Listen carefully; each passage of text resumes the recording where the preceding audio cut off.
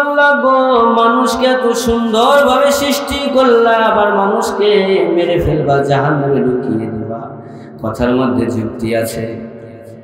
এবার আল্লাহ রাব্বুল আলামিন মুসা আলাইহিস সালাতু ওয়াস সালামকে বললেন, মুসা রে, এটা বোঝানোর জন্য প্র্যাকটিক্যাল একটা তোমাকে কাজ করতে হবে। সেই কাজটা হচ্ছে জমিনের মধ্যে গমের বীজ রোপণ করো। বলুন তো, এলাকাতে গমের আবাদ হয় কি হয় না? গমের আবাদ হয়, ধানের আবাদ হয়, হয়তো নাকি গ্রাম অঞ্চলে বেশি হয়। মুসা আলাইহিস সালাতু ওয়াস সালাম তিনি গমের বীজ রোপণ করলেন জমিনে। আল্লাহ বললেন গমের বীজ রোপণ করো। মুসা আলাইহিস সালাতু ওয়াস সালাম গমের মধ্যে গমের বীজ রোপণ করলেন জমিতে। আস্তে আস্তে জমি থেকে গম বড় হলো, পাকলো। এবার মুসা আলাইহিস সালাতু ওয়াস সালাম যখন পাকলো, তখন মুসা আলাইহিস সালাতু ওয়াস সালাম গমগুলো কেটে নিলেন। একটু আওয়াজ দিয়ে বলুন তো, এলাকাতে যখন গম পাকে তখন আমরা কাটি কি কাটি না? কাটি তো। মুসা আলাইহিস সালাতু ওয়াস সালাম গমগুলো পাকলো, গমগুলো ম্যাচিউরড হলো। মুসা আলাইহিস সালাতু ওয়াস সালাম কেটে নিলেন। কেটে নিয়ে কি করলেন? গমগুলো আলাদা করলেন, আর যেগুলো চারা লাড়া এগুলো আলাদা করলেন। আল্লাহ রাব্বুল আলামিন এবার মুসা আলাইহিস সালাতু ওয়াস সালামকে বললেন, ও মুসা রে, গমের বীজ কি রোপণ করেছো? মুসা আলাইহিস সালাতু ওয়াস সালাম আল্লাহকে ডাকলো, আল্লাহ গো, জমিনের মধ্যে গমের বীজ রোপণ করেছি, গম পেকেছে, ম্যাচিউরড হয়েছে, আমি কেটে নিয়েছি। এবার আল্লাহ বললেন, কেটে কি করেছো গো মুসা? মুসা আলাইহিস সালাতু ওয়াস সালাম বললেন, আল্লাহ গো, গমগুলো বাসায় নিয়ে গেছি, ওগুলো তো আমার কাজের। চারা লাড়াগুলো কি করেছো? আল্লাহ বলছেন, চারা লাড়াগুলো কি করেছো? মুসা আলাইহিস সালাতু ওয়াস সালাম বললেন, আল্লাহ গো, আমি আগুন দিয়ে জ্বালিয়ে দিয়েছি, এগুলো তো আমার কোনো কাজের না। এবার আল্লাহ রাব্বুল আলামিন মুসাকে বললেন, মুসা রে, চারা লাড়াগুলো আগুন দিয়ে জ্বালিয়ে দিয়েছো কেন? মুসা আলাইহিস সালাতু ওয়াস সালাম বললেন, এগুলো আমার কাজের না, এই জন্য চারা লাড়াগুলো আগুন দিয়ে জ্বালিয়ে দিয়েছি। আল্লাযী আরসালাহু বিল হাক্কি বাশীরান ওয়া নাযীরা ওয়া দাঈয়ান ইলাল্লাহি বিইذনিহি ওয়া সিরাজান মুনীরা। فقد قال الله تعالى في كلامه المجيد وفي فرقانه الحميد. أعوذ بالله من الشيطان الرجيم. بسم الله الرحمن الرحيم.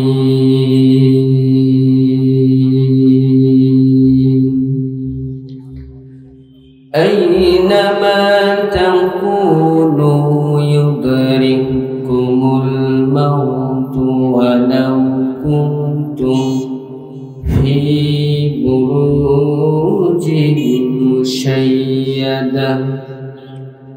صدق الله العظيم. وقال رسول الله صلى الله عليه وسلم: الغيبة أشد من الزنا، أو كما قال عليه الصلاة والسلام.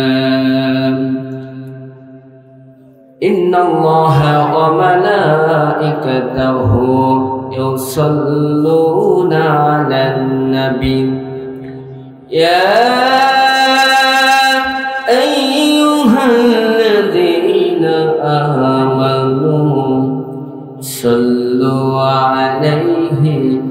وسلموا تسليما درود إبراهيم পড়ি اللهم صل على محمد وعلى آل محمد كما صليت على إبراهيم وعلى آل إبراهيم إنك حميد مجيد اللهم بارك على محمد وعلى آل محمد كما باركت على إبراهيم وعلى آل إبراهيم إنك حميد مجيد ذكر لا إله إلا الله لا إله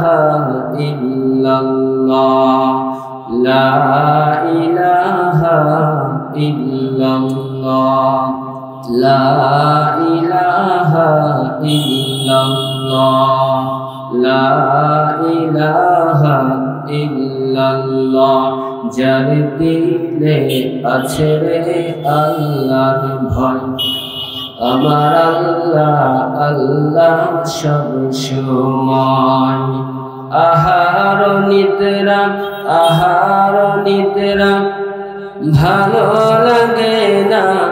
ভালো লাগে না এই দুনিয়া লা ইলাহা ইল্লাল্লাহ লা ইলাহা ইল্লাল্লাহ লা ইলাহা ইল্লাল্লাহ লা ইলাহা ইল্লাল্লাহ মুহাম্মাদুর রাসূলুল্লাহ সাল্লাল্লাহু আলাইহি ওয়াসাল্লাম আলহামদুলিল্লাহ মনসুর মাহমিদ মেমোরিয়াল ও হাফেজিয়া কারিয়ানা মাদ্রাসার উদ্যোগে ষষ্ঠতম বার্ষিকী ওয়াজ ও দোয়ার মাহফিল সম্মানিত সভাপতি জনাব মোহাম্মদ অসিকুর রহমান আল্লাহ তাআলা তার এই গোলামকে দীর্ঘ নেক হায়াত দান করুন আওয়াজ দিয়ে বলছে আমিন আরেকজন সভাপতিত্ব করছেন আমার প্রিয় ভাই জনাব মোহাম্মদ ফরিদুল ইসলাম সাহেবজাদা আল্লাহ তাআলা তার এই গোলামকে দীর্ঘ নেক হায়াত দান করুন আওয়াজ দিয়ে বলছে আমিন আজকের মাহফিলের প্রধান আকর্ষণ শুধু নারায়ণগঞ্জ থেকে আগত হযরত মাওলানা মাহমুদুল হাসান আল্লাহ তাআলা হুজুরের হায়াতের মধ্যে বারাকা দান করুক আওয়াজ দিয়ে বলছে আমিন আজকের মাহফিলের সম্মানিত দ্বিতীয় মেহমান হাফেজ কারি মাওলানা জাকির হুসাইন আল্লাহ তাআলা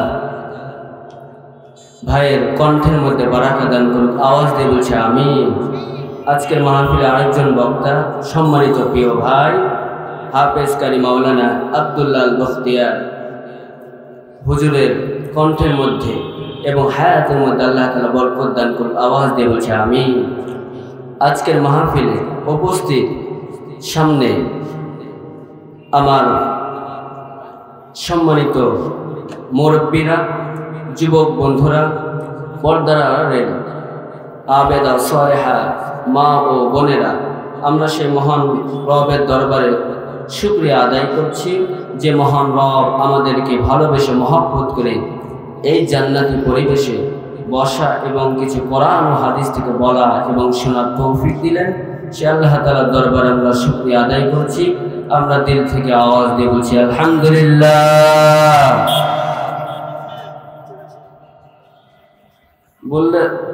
বলেন তো শুকরিয়া আদায় করলে খুশি হয় কে এমন ভাবে শুকরিয়া আদায় করলেন কি আলহামদুলিল্লাহর আওয়াজটা একদম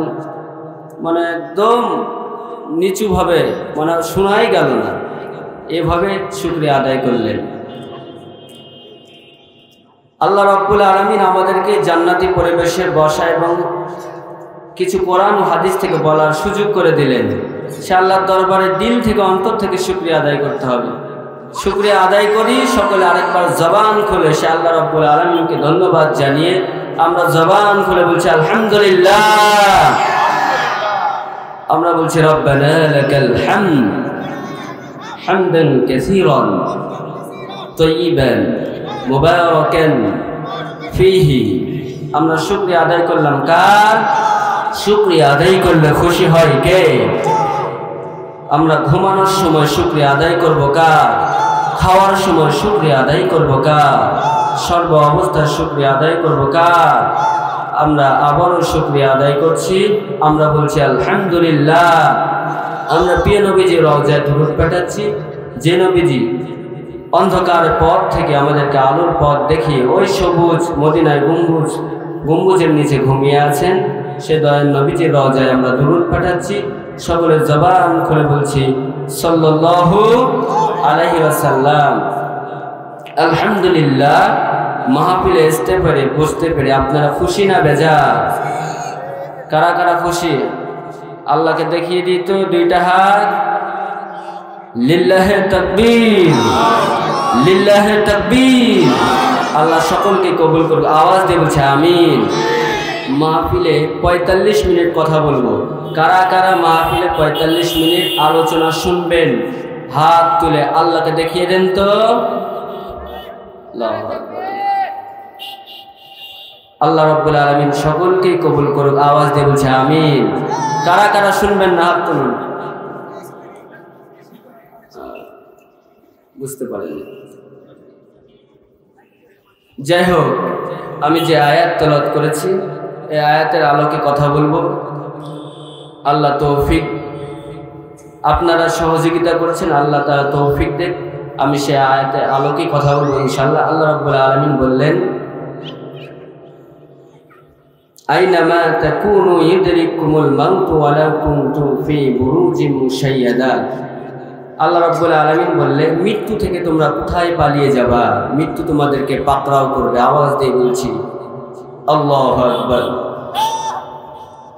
মৃত্যু থেকে তোমরা কোথায় পালিয়ে যাবে? মৃত্যু সেই জায়গাতেই তোমাকে পাকড়াও করবে। বলুন তো, মৃত্যু আমাদেরকে পাকড়াও করবে কি করবে না? করবে। আমরা যে এই মাহফিলে বসে আছি, বলুন তো আমাদেরকে কি মৃত্যু পাকড়াও করবে না? আমাদেরকে কি মরতে হবে না? সকলকেই মরতে হবে, সকলকেই দুনিয়া ছেড়ে চলে যেতে হবে ওই অন্ধকার কবরে। এজন্য আল্লাহ রাব্বুল আলামিন বললেন মৃত্যু তোমাদেরকে পাকড়াও করবেই। তোমরা পৃথিবীর যে প্রান্তেই থাকো, যেখানে থাকো না কেন, মৃত্যু তোমাদেরকে একদিন ধরবেই, পাকড়াও করবে। আল্লাহ রাব্বুল আলামিন বললেন মৃত্যু তোমাদেরকে পাকড়াও করবে, মৃত্যু তোমাদেরকে ধরবে। পৃথিবীর যে প্রান্তেই তোমরা থাকো না কেন, যেদিকে তোমরা থাকো না কেন, ওই প্রান্তেই যে মৃত্যু তোমাদেরকে পাকড়াও করবে। আওয়াজ দিয়ে বলুন সুবহানাল্লাহ। ভাইরা আমার, গভীর মনোযোগ দিয়ে শুনুন। মৃত্যু আমাদের হবেই। এই দুনিয়া থেকে চলে যেতে হবে। মৃত্যু থেকে পাকড়াও, সকলকে মৃত্যু পাকড়াও করবে। আলহামদুলিল্লাহ, মাদ্রাসার সভাপতি হাজির হচ্ছেন জনাব মোহাম্মদ অসিকুর রহমান ভাই। স্টেজে আসেন ভাই। মৃত্যু আমাদেরকে পাকড়াও করবে। মৃত্যু থেকে কেউ রেহাই পাবে না, কেউ পালিয়ে যেতে পারবে না। মৃত্যু পাকড়াও করবে। আল্লাহ রাব্বুল আলামিন বললেন আইনামা তাকুনু ইউদরিকুমুল মাউত ওয়ালাউ কুনতুম ফি বুরুজিন মুশাইয়াদা। তোমরা মৃত্যু থেকে যেই প্রান্তে চলে যাও না কেন, সিন্ধুকের মধ্যে যদি লুকিয়ে থাকো, পৃথিবীর প্রান্তে থেকে ও প্রান্তেও যদি চলে যাও, মৃত্যু তোমাদেরকে পাকড়াও করবে। একটু আওয়াজ দিয়ে বলুন সুবহানাল্লাহ। প্রিয় নবীজি সাল্লাল্লাহু আলাইহি ওয়াসাল্লাম একদিন খুতবা দিচ্ছেন, এইভাবে বয়ান পেশ করতেছে। আমি যেভাবে আপনাদের সামনে বয়ান পেশ করতেছি তেমনই ভাবে বিশ্ব নবীজি সাল্লাল্লাহু আলাইহি ওয়াসাল্লাম এইভাবে বয়ান পেশ করতেছে। এমন তো অবস্থায় বিশ্ব নবীজি সাল্লাল্লাহু আলাইহি ওয়াসাল্লাম সাহাবীদেরকে ডাক দিয়ে বললেন, সাহাবীরা রে, মৃত্যু সম্পর্কে তোমাদের কেমন ধারণা? একজন সাহাবী দাঁড়িয়ে গেলেন, দাঁড়িয়ে যে বললেন, ইয়া রাসূলুল্লাহ, ইয়া হাবিবুল্লাহ, মৃত্যু সম্পর্কে আমার এই ধারণা যে রাত্রে বিছানায় বালিশে মাথা দিয়ে ঘুমিয়েছি, সকালে উঠতে পারবো নাকি গ্যারান্টি না। এখানে যারা উপস্থিত হয়েছেন বলুন তো ভাই, প্যান্ডেলে যারা উপস্থিত হয়েছে পুরুষ ভাইরা ও মা বোনেরা, বলুন তো আমাদের মৃত্যুর কি কোনো ওয়ারেন্টি গ্যারান্টি আছে? গ্যারান্টি ওয়ারেন্টি আছে? ভাইরা আমার গভীর মনোযোগ দিয়ে শুনুন, পৃথিবীর সব কিছুর ওয়ারেন্টি গ্যারান্টি আছে, কিন্তু তুমি মানুষ, তোমার ওয়ারেন্টিও নাই গ্যারান্টিও না। ভাইরা আমার, একজন সাহাবী দাঁড়িয়ে গেল, ইয়া রাসূলুল্লাহ, ইয়া হাবিবুল্লাহ, রাত্রে বিছানায় বালিশে মাথা দিয়ে ঘুমিয়েছি, বলতে পারবো না সকালে উঠতে পারবো নাকি। আরেকজন সাহাবী দাঁড়িয়ে গেলেন, ইয়া রাসূলুল্লাহ, ইয়া হাবিবুল্লাহ, ইয়া রাসূলুল্লাহ, আমি 4 রাকাত নামাজ শুরু করেছি, সব রাকাত নামাজ শেষ করতে পারবো নাকি গ্যারান্টি নাই। বলুন তো প্যান্ডেলে যারা আছে, বলুন তো আপনাদের কি গ্যারান্টি আছে? 4 রাকাত নামাজ শুরু করেছেন, বলুন তো আপনাদের গ্যারান্টি আছে? 4 রাকাত নামাজ শুরু করেছেন, সব রাকাত নামাজ শেষ করতে পারবেন না, কোনো গ্যারান্টি আছে? কোনো গ্যারান্টি নাই। আরেকজন সাহাবী দাঁড়িয়ে বললেন, ইয়া রাসূলুল্লাহ, 4 রাকাত নামাজ শুরু করেছি, সব রাকাত নামাজ শেষ করতে পারবো নাকি, এরকম কোনো গ্যারান্টি নাই। আরেকজন সাহাবী বললেন, ইয়া রাসূলুল্লাহ, ইয়া হাবিবুল্লাহ, আমি খানা খেতে বসেছি, সম্পূর্ণ খানা শেষ করে উঠতে পারবো নাকি গ্যারান্টি নাই। বলুন তো আমরা খানা খেতে বসেছি, সম্পূর্ণ খেয়ে উঠতে পারবো নাকি গ্যারান্টি আছে? গ্যারান্টি নাই।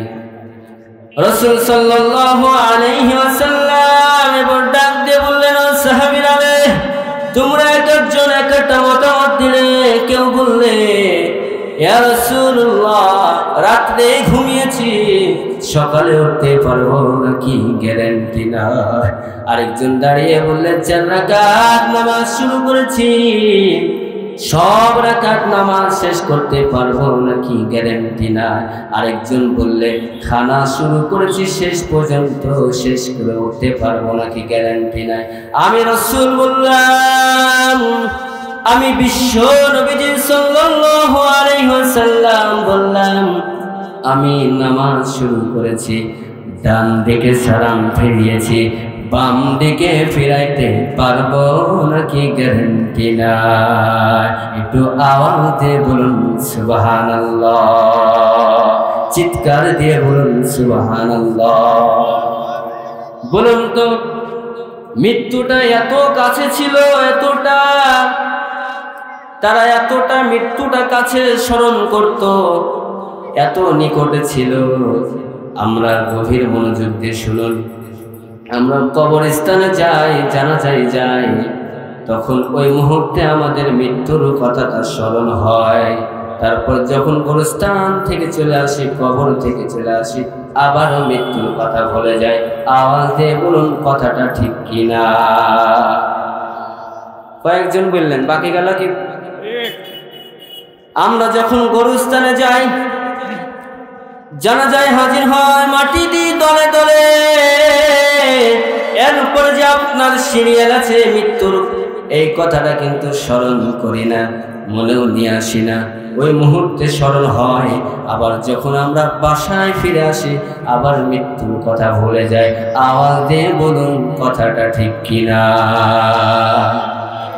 ভাইরা, সকলকে মৃত্যু বরণ করতে হবে, সকলকে পৃথিবী ছেড়ে চলে যেতে হবে। আপনার আমার দয়ার নবীজি, মায়ার নবীজি এই পৃথিবীতে থাকতে পারে নাই।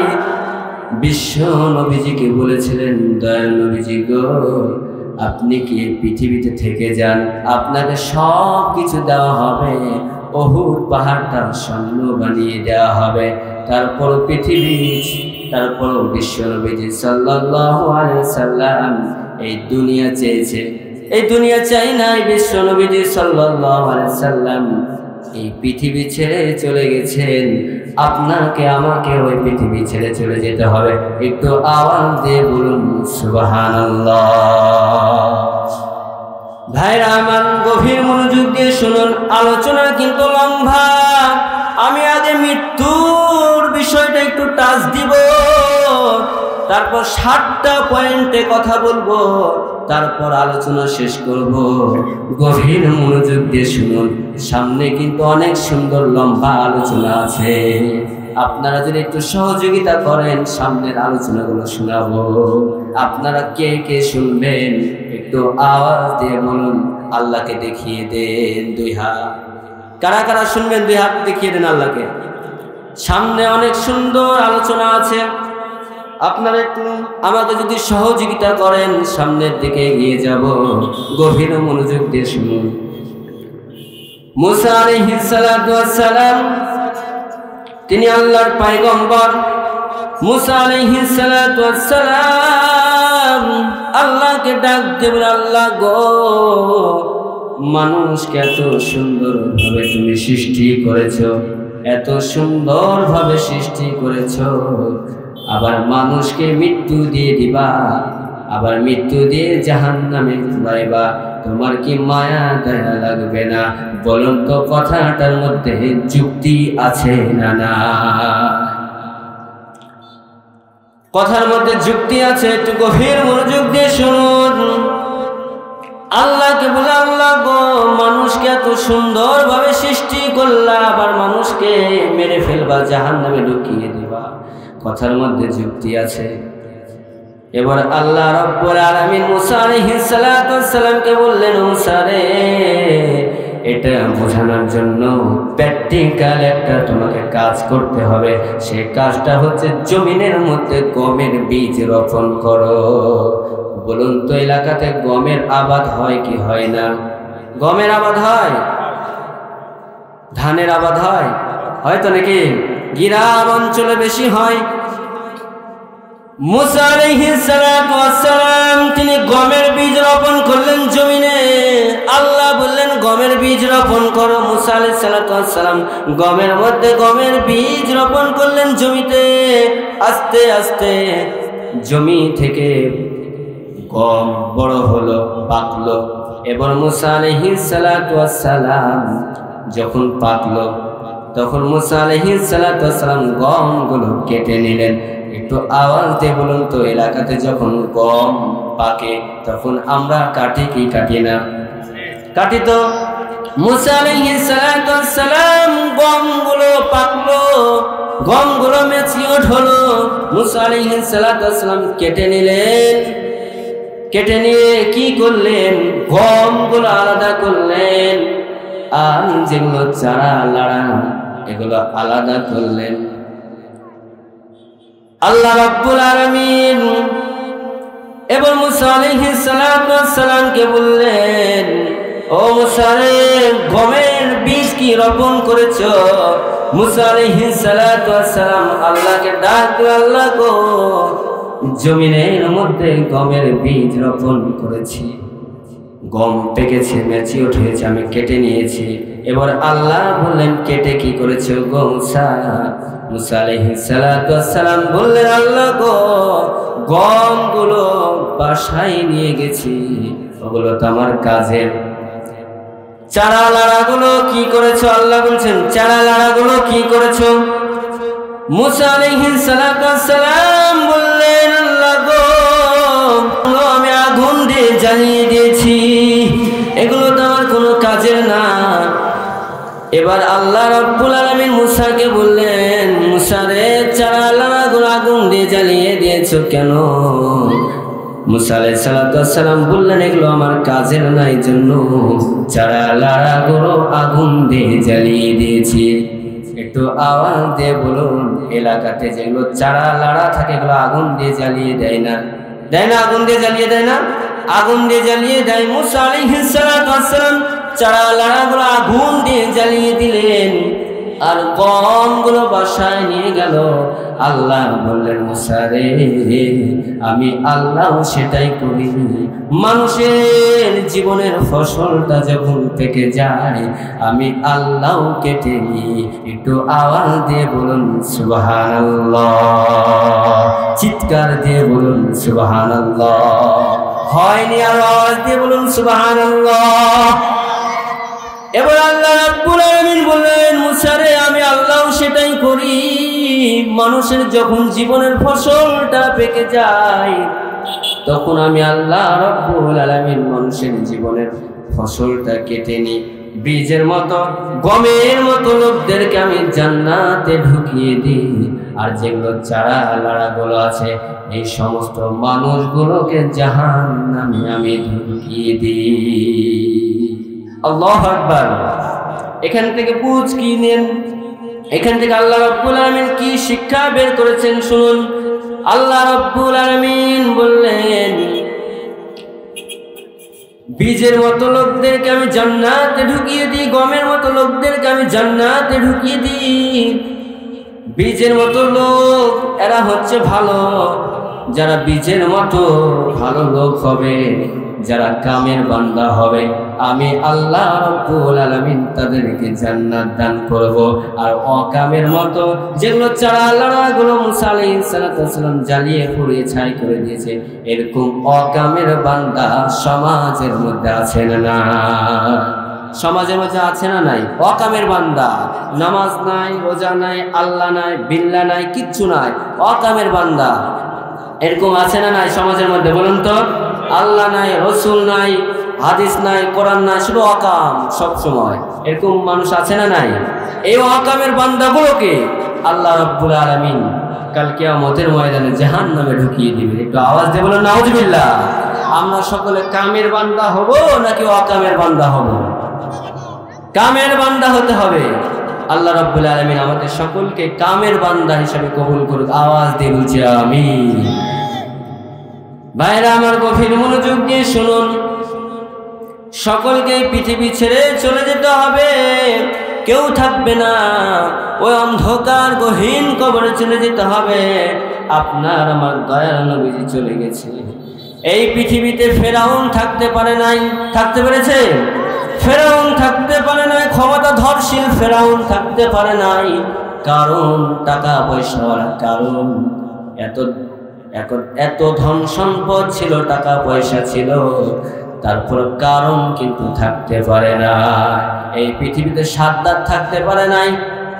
যে সাদ্দাত আল্লাহর সাথে পাল্লা দিয়েছে, আল্লাহর জান্নাতে যাব না, নিজেই জান্নাত বানাবো। একটা আওয়াজ দিয়ে বলুন নাউজুবিল্লাহ।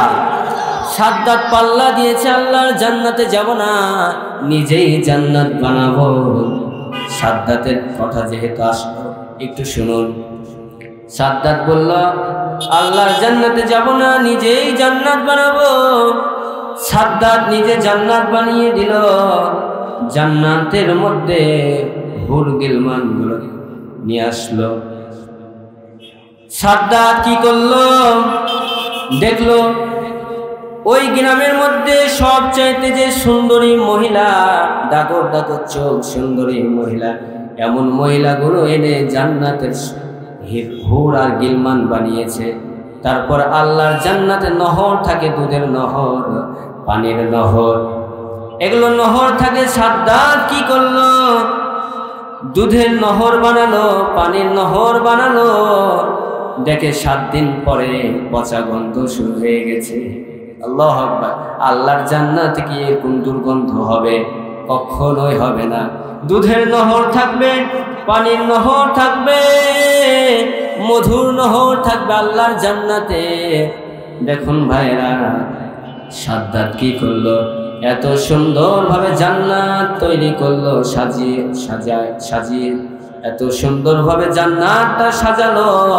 এবার সাদ্দাত কি করলো, জান্নাতের মধ্যে যখন ঢুকবে, সাদ্দাত যখন জান্নাতের মধ্যে ঢুকবে, সাদ্দাত ঘোড়ার উপরে জান্নাতের মধ্যে ঢুকবে, দেখে গেটের মধ্যে একজন ফকির হাজির। এমন একটা ফকির হাজির। সাদ্দাত চিন্তা করলো, আমি এত পাহারা দিয়েছি, আমি এত জনগণ রেখেছি, এত পুলিশ রেখেছি, তারপরও ভিক্ষুক কি করে ঢুকলো? অশ্রু ছিন্ন ভিন্ন, গায়ে কেমন জামা ভালো না, এরকম একজন ফকির টাইপের একজন ব্যক্তি সাদ্দাতের জান্নাতের মধ্যে ঢুকে গেছে। বলুন তো, আওয়াজ দিয়ে বলুন, ওটা কি ফকির? ওটা কিন্তু ফকির না, না মালাকুল মাউত আজরাইল। আজরাইল ঢুকে গেছে জান্নাতের মধ্যে। আমার সাদ্দাতকে জান্নাত উৎপাদন করবে, কিন্তু আমার আল্লাহ সময় দেয় নাই।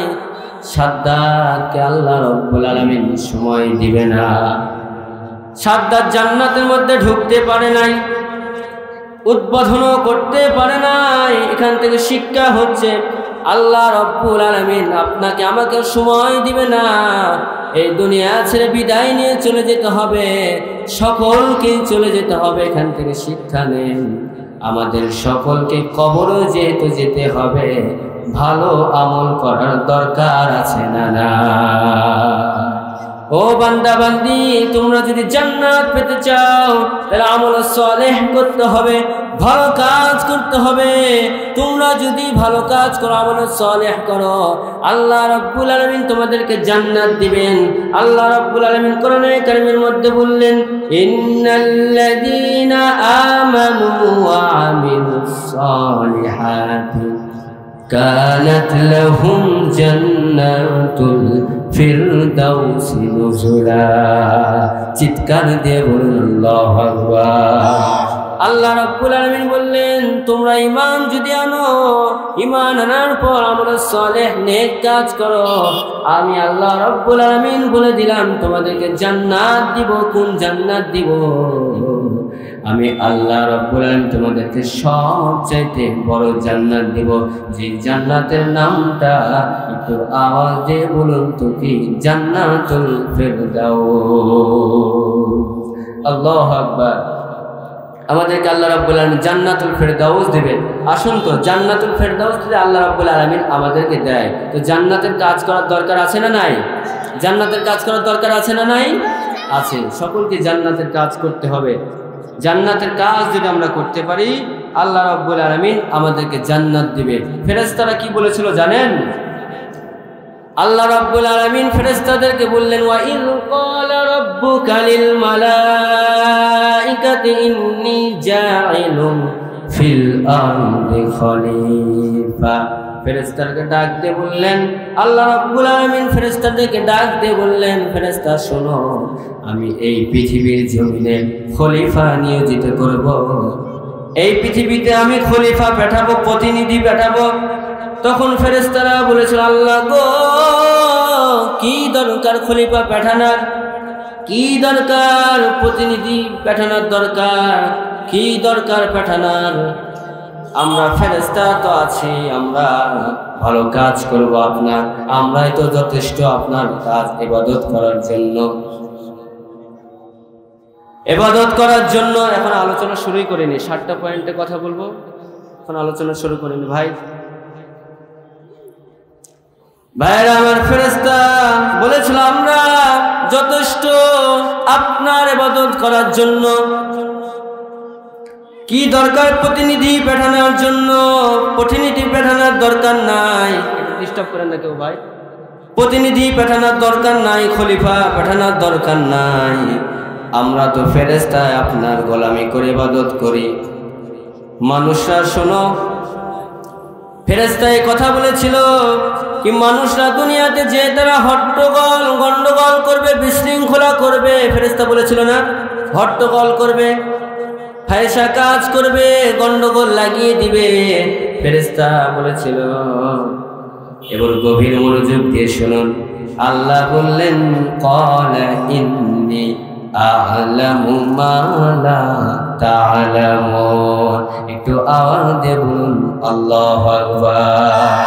আল্লাহ বললেন আমি আল্লাহ রব্বুল আলামিন যা জানি তোমরা কিন্তু জানো না। আমি মানুষকে পাঠিয়েছি, আমি আল্লাহ সব চাইতে বুঝি। ভাইরা আমার গভীর মনোযোগ দিয়ে শুনুন, আলোচনাতে ডিস্টার্ব করেন না কেউ, আমরা ছেড়বো আরো 10 মিনিট। গভীর মনোযোগ দিয়ে শুনুন। তাইলে আমাদেরকে আল্লাহ রব্বুল আলামিন এই দুনিয়াতে পাঠিয়েছেন, আল্লাহর ইবাদত করা লাগবে, আল্লাহর গোলামি করা লাগবে।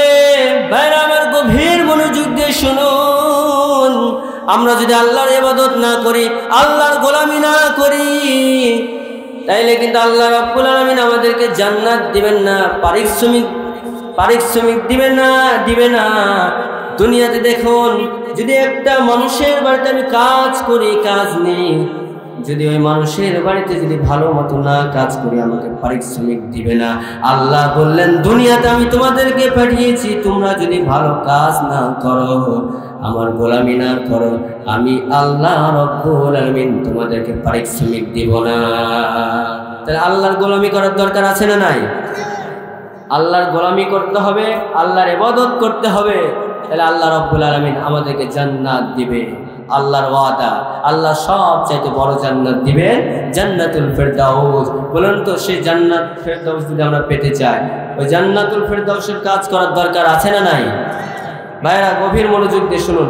চতুর্দিকে আলোচনা করছি, চতুর্দিকে অনেকে স্লিপ দেওয়া শুরু করে দিয়েছে। আলোচনা তো কেবল শুরু করলাম, আলোচনা কেবল শুরু করেছি, আলোচনা আমার লম্বা। আমি আরো এখানে যেরকম আলোচনা আজকে সাজিয়েছি, এই আলোচনা মনে করেন 1 ঘন্টার বেশি লাগবে আলোচনা। এত সুন্দর চমৎকার ভাবে আপনাদের সামনে আলোচনা সাজিয়েছি। তো বিষয় হচ্ছে আলোচনা শুনতে হবে, খুব লম্বা আলোচনা করা যাবে না, যেহেতু চতুর্দিকে স্লিপ আসা শুরু হয়ে গেছে। খুব শর্টকাট ভাবে আলোচনা করব ইনশাআল্লাহ। শুনুন, আল্লাহ রব্বুল আলামিন, তাহলে আমাদেরকে ইবাদত করা লাগবে কার বলুন তো? আল্লাহ। আমরা যদি আল্লাহর ইবাদত করি তাহলে আল্লাহ রব্বুল আলামিন আমাদেরকে জান্নাত দিবে, কিন্তু ইবাদত না করলে, গোলামি না করলে আল্লাহ রব্বুল আলামিন জান্নাত দিবেন। আসুন ভাইরা আমার, আলোচনা আপনাদের সামনে, আপনাদের খেদমতে যে আলোচনাটা সাজিয়েছি খুব চমৎকার। আমাকে সময় দিলে আমি অনেক সুন্দরভাবে আলোচনা করতাম, যেহেতু আমাকে সময় দেওয়া হচ্ছে না। সংক্ষিপ্ত আকারে বলছি, 7 শ্রেণীর মানুষের কবরে আযাব বেশি হবে। 7 শ্রেণীর মানুষের কবরে আযাব বেশি হবে। কত শ্রেণী?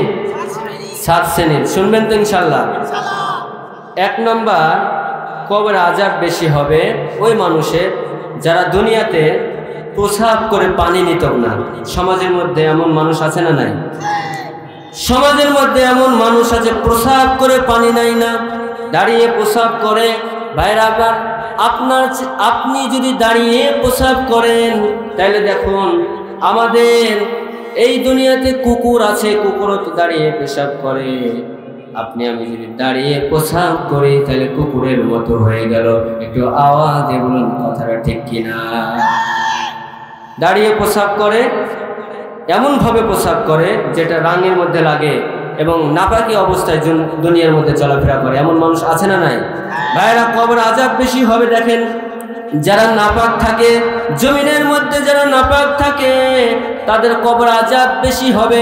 প্রিয় নবীজি সাল্লাল্লাহু আলাইহি ওয়াসাল্লাম বলেছেন, কবরে সবচেয়ে বেশি আযাব হবে দুনিয়াতে যারা নাপাক থাকতো, প্রসাব করে পানি নিত না, সব সময় নাপাক থাকতো, এই জমিনে নাপাক অবস্থায় চলাফেরা করত, তাদের কবর আযাব সবচেয়ে বেশি হবে। একটু আওয়াজ দিয়ে বলুন না নাউজুবিল্লাহ। প্রিয় নবীজি সাল্লাল্লাহু আলাইহি ওয়াসাল্লাম একদিন কবরের পাশ দিয়ে গেলেন, দেখলেন 2টা মানুষের কবরে সবচেয়ে বেশি আযাব হচ্ছে। প্রিয় নবীজি সাল্লাল্লাহু আলাইহি সাল্লামকে আল্লাহ দেখিয়েছেন। বলুন তো, নবীজি কি গায়েবের মালিক? নবী তো গায়েবের মালিক নাই। দুনিয়াতে পীর ওলি আল্লাহ কেউ কিন্তু গায়েবের মালিক না। নবীরা পর্যন্ত গায়েবের মালিক না। আল্লাহ রাব্বুল আলামিন নবীকে দেখিয়েছেন দুইটা মানুষের কবরে আযাব বেশি হচ্ছে। তার মধ্যে এক নাম্বার হচ্ছে জিবরাইল আলাইহিস সালামকে রাসূল সাল্লাল্লাহু আলাইহি ওয়াসাল্লাম জিজ্ঞেস করলেন, জিবরাইল রে, দুইটা ব্যক্তির কবরে আযাব হচ্ছে বেশি, এরা কারা? জিবরাইল আলাইহিস সালাম বললেন, ইয়া রাসূলুল্লাহ, প্রথম ব্যক্তির কবরে আযাব হচ্ছে প্রথম ব্যক্তি দুনিয়াতে প্রসাব করে পানি নিত না, সব সময় নাপাক থাকতো, এই জন্য কবরে আযাব বেশি হচ্ছে।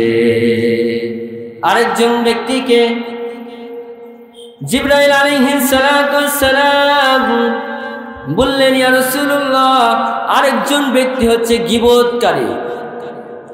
দুনিয়ার বুকে গীবতকারী আছে না নাই? মানুষের গীবত করে না নাই? করে।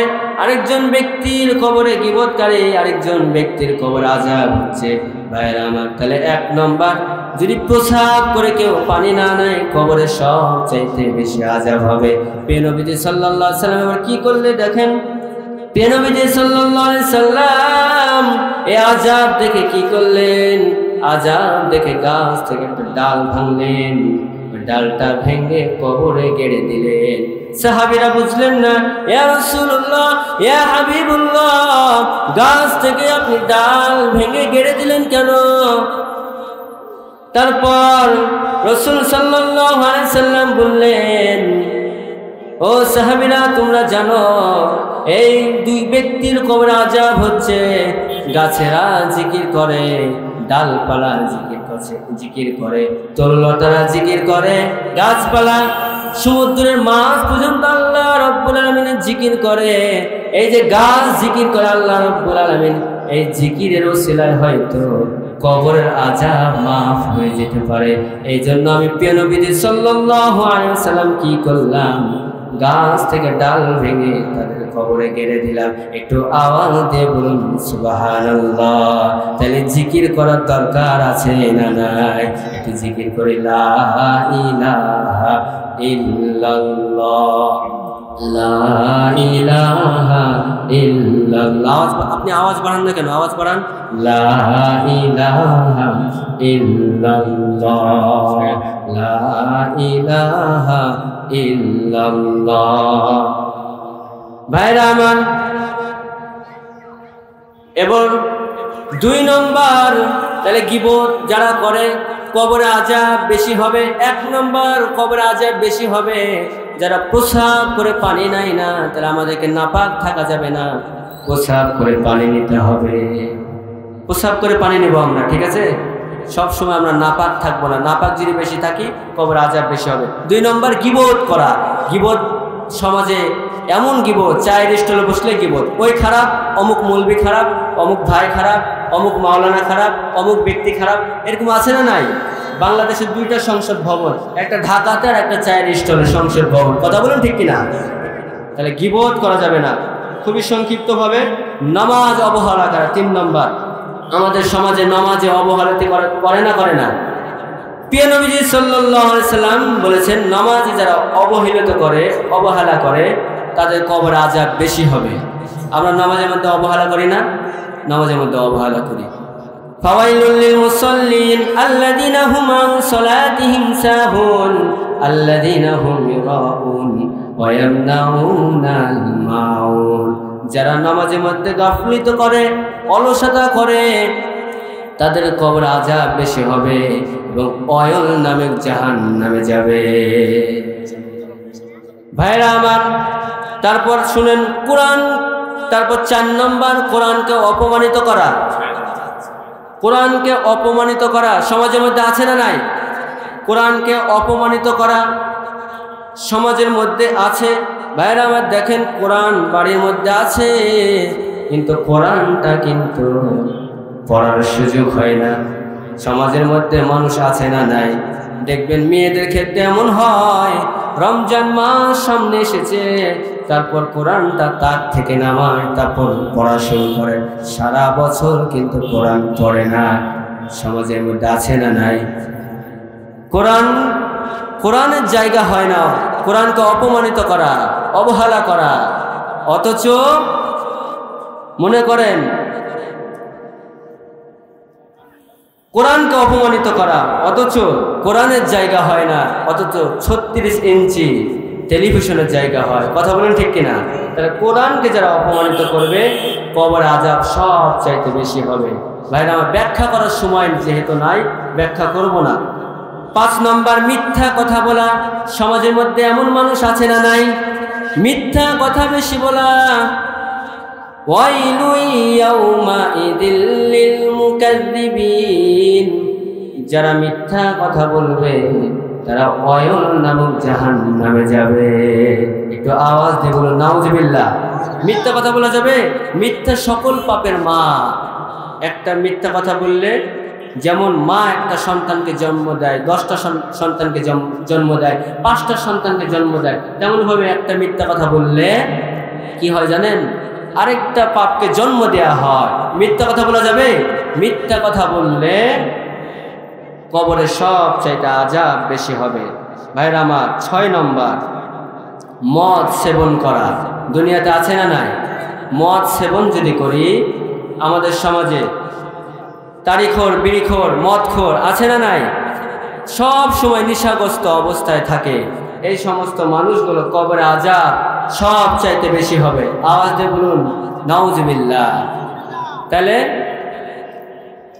যারা নেশাগ্রস্ত অবস্থায় থাকে তাদের কবরে আযাব বেশি হবে। তাইলে আমাদেরকে কি নেশা করা যাবে? কখনোই না। ভাইরা আমার, 7 নম্বর, জিনা করা। সমাজের মধ্যে জিনা আছে না নাই? জিনা, ঘরে ঘরে জিনা, অহরে জিনা হচ্ছে। শুধু ফিজিক্যাল জিনা না, যে চোখের জিনা আছে এটাও জিনা। ভাইরা আমার, বেগানা নারী দেখা যাবে না, অথচ আমরা বেগানা নারী দেখি চোখ দিয়ে। এই বেগানা নারী দেখা যাবে না। যদি আমরা বেগানা নারী দেখি তাইলে এই ব্যক্তিও, এই সমস্ত মানুষগুলো জাহান্নামে যাবে এবং কি কবরে সব চাইতে আযাব বেশি হবে। তাইলে আপনাদেরকে আবার স্মরণ করিয়ে দিয়ে 1 নম্বর, কবরে আযাব বেশি হবে। প্রস্রাব করে যারা পানি নেয় না দুনিয়াতে, দুনিয়ার বুকে যদি প্রস্রাব করে পানি না নেয়, কবরে আযাব বেশি হবে। 2 নম্বর, যারা গীবত বেশি বেশি করবে তাদের কবরে আযাব বেশি হবে। তারপর নামাজকে যারা অবহেলিত করবে, অবহেলা করবে, তাদের কবরে আযাব সবচেয়ে বেশি হবে। দুনিয়াতে কোরআনকে যারা অবহেলিত করবে, কোরআনকে অপমান করবে, তাদের কবরে আযাব বেশি হবে। দুনিয়াতে যারা মিথ্যা কথা বলবে, কবরের আযাব সবচেয়ে বেশি হবে। যিনি কবরে আযাব দিবে তিনি কে? আল্লাহ। তারপর 6 নম্বর, মদ সেবন যদি করি, নেশাগ্রস্ত অবস্থায় থাকি। ভাইরা আমার, যুবক বন্ধুরা, আওয়াজ দিয়ে শুনো, গভীর মনোযোগ দিয়ে শুনো। বিড়ি খাচ্ছ, ইয়াবা খাচ্ছ, ফেন্সিডিল খাচ্ছ, নেশাগ্রস্ত অবস্থায় থাকছ, যেদিন আজরাইল চলে আসবে সেদিন তার সুযোগ হবে না তওবা করা। কবরে যদি যাও তুমি, আল্লাহ কবরে সব চাইতে বেশি আযাব দিবে। তারপর জিনা, ব্যভিচার সমাজের মধ্যে বেড়ে গেছে। যারা জিনা ব্যভিচার করবে তাদের কবরের আযাব সবচেয়ে বেশি হবে। এই 7টা জিনিস থেকে আমাদেরকে বেঁচে থাকতে হবে কি হবে না? বেঁচে থাকতে হবে না? 7টা জিনিস থেকে আমরা বেঁচে থাকবো। যে 7টা জিনিস আমরা শুনলাম, আমরা এই জিনিসগুলো থেকে এগুলোকে বর্জন করব। বর্জন করে আমরা দুনিয়াতে চলাফেরা করব। আল্লাহ রাব্বুল আলামিন এই 7টা জিনিস বর্জন করার তৌফিক আমাদের সকলকে দান করুন। আওয়াজ দিয়ে বলছে আমিন, চিৎকার দিয়ে বলছে আমিন। ভাইরা আমার, তাইলে আমি আপনাদেরকে বলতে চাই খুবই সংক্ষিপ্তভাবে, ওয়াজের সারমর্ম হচ্ছে আমাদেরকে পৃথিবী ছেড়ে চলে যেতে হবে। কেউ থাকবো? পৃথিবী ছেড়ে চলে যেতে হবে। আল্লাহর গোলামি করতে হবে, আল্লাহর হুকুম মানতে হবে। আমরা যারা আমল সালেহ করি, ভালো কাজ করি, তাহলে আল্লাহ রাব্বুল আলামিন আমাদেরকে জান্নাত দিবে। মারা যাওয়ার সাথে সাথে আল্লাহ রাব্বুল আলামিন আমাদের জন্য জান্নাতের ব্যবস্থা করে দিবে। কিন্তু আমরা যে 7টা জিনিস শুনলাম, এই 7টা বিষয় যদি আমাদের মধ্যে থেকে থাকে ভাই, যদি থাকে, কবরে আযাব সবচাইতে বেশি হবে। ভাইয়ের আমার বিস্তারিত আলোচনা ছিল, এর ব্যাখ্যা ছিল, একটা ব্যাখ্যা দিতে গেলে মনে করেন আধা ঘন্টারও বেশি লাগবে। যাই হোক, সময় যেহেতু হলো না, আগামীতে যদি কোনোদিন সুযোগ হয় ইনশাআল্লাহ আপনাদের সামনে বলবো। আল্লাহ রাব্বুল আলামিন আমাদের সকলকে কবুল করুক, আমাদের সকলকে বাঁচিয়ে রাখুক, দীর্ঘ নেক হায়াত দেখ। এই মাহফিলকে আল্লাহ রাব্বুল আলামিন কবুল করুক, বক্তা শ্রোতা সকলকে আল্লাহ রাব্বুল আলামিন কোরআনের জন্য কবুল করুক। আমরা চিৎকার দিয়ে বলছি আমিন। এই বলে আমার বক্তৃতা শেষ করছি। ওয়া মা আলাইনা ইল্লাল বালাগ। আসসালামু আলাইকুম ওয়া রাহমাতুল্লাহি ওয়া বারাকাতুহু।